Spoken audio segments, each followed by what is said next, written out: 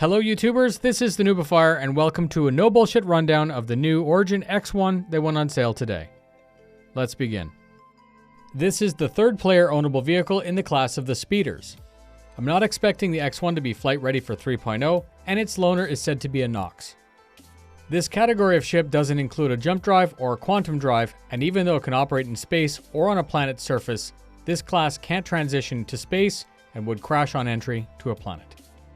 This means it's parasitic, relying on the player to constantly catch a ride, and would therefore be a very poor choice for a primary ship. The Origin X1 is a luxury, high-performance speeder available in 3 variants. At $35 for Warbond or $40 for regular, the base X1 is an open canopy single-seater with a single size 1 hardpoint, and all variants are rated at 0 cargo. At $5 more, the X1 Velocity sacrifices the weapon's hardpoint and is said to make it lighter and more agile.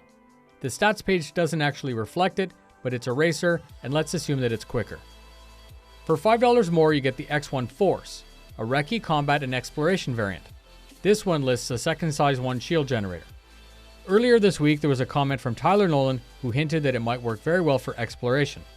Some have suggested that this means improved sensors. Looking at the concept art, it looks like the X1 will park like the Nox, in a perpetual hover.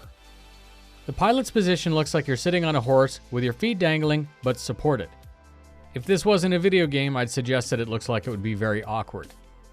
The view looks very unobstructed compared to the Nox, and it's important to note a single size 1 hardpoint, not 2 like the Nox or Dragonfly. I mentioned it twice for good reason. I normally don't get into theorycraft, but until we get a Q&A, here's how I see the stack. In one corner, we have to consider the balance. If you give something up, normally it's balanced somewhere else. The X1 has half the weapons, and normally that would suggest that it might be quicker than the Nox. The other consideration is what Ben spoke about earlier, which is prestige. The balance could simply be that the X1 is more prestigious. Arriving on an X1 could automatically give your character the bling needed to impress, resulting in more options when choosing jobs. I can see the X1 Velocity variant being on par or slightly quicker than the Nox.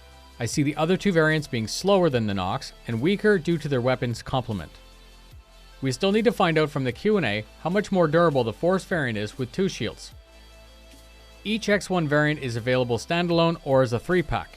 When I checked out the CCU paths, they were available to upgrade. That means that you can use the X1 as an LTI token.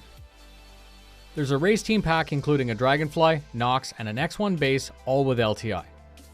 And the X1 Origin pack is all Origin chips less the 890 jump. All 3 X1 variants, both 600i variants, a 300i, 315p, 325a, 350r, M50, and the 85X snub, all with LTI for $1,200 Warbond or $1,375 with credit. Closing thoughts. To me, if I had to choose one speeder of the 3, it would still be a Dragonfly, hands down. It's open and exposed, but you can carry a passenger or a single SCU of cargo, and it has 2 size 1 hardpoints.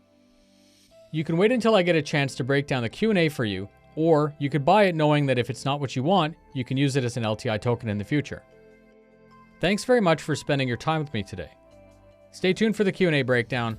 If you're new to this channel, please take a look at some of my other content. If you like what you see, please consider subscribing to keep up to date. My goal is to grow this channel, and I can't do that without the help of citizens like you. Thanks, and I'll see you in the verse.